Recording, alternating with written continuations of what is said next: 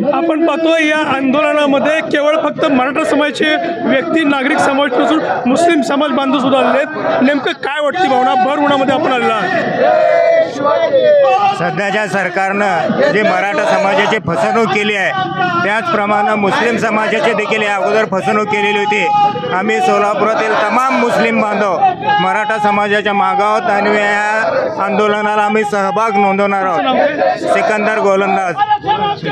सिकंदर गोलंदाज बोलतो। ज्याप्रमाणे आतापर्यंत त्यांनी फसवत आले त्याप्रमाणे सर्व समाजाला फसवलेलं आहे। आता सर्व समाज एकत्र होऊन मराठा आंदोलनाला पाठिंबा द्यावा आणि हे मराठा आंदोलन यशस्वी करून आपण यांच्यावर जीत हासिल करावी एवढीच मी सर्व समाजातील विशेषतः माझ्या मुस्लिम समाजातील लोकांना आव्हान करतो की त्यांनी सर्वजण मिळून आता जसं एकत्र आलो त्याप्रमाणे यापुढे बी एकत्र त्यांच्या मराठा समाजाबरोबर राहू एवढीच अपेक्षा करतो।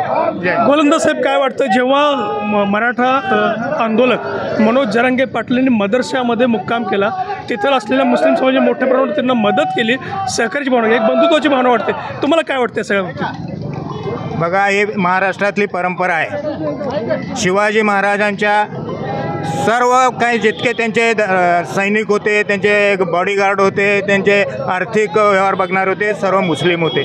तेव्हापासून आजपर्यंत मराठा समाजाबरोबर मुस्लिम समाज एकत्र आहे आणि तेच आम्ही आता तिथं गिरवत आहोत की आम्ही मराठा समाजाबरोबर राहणार, हेच मला वाटतं आहे आणि हेच आम्ही करत राहू असं सर्व मुस्लिम समाजाची भावना आहे, धारणा आहे, ह्यात काही दुमत नाही।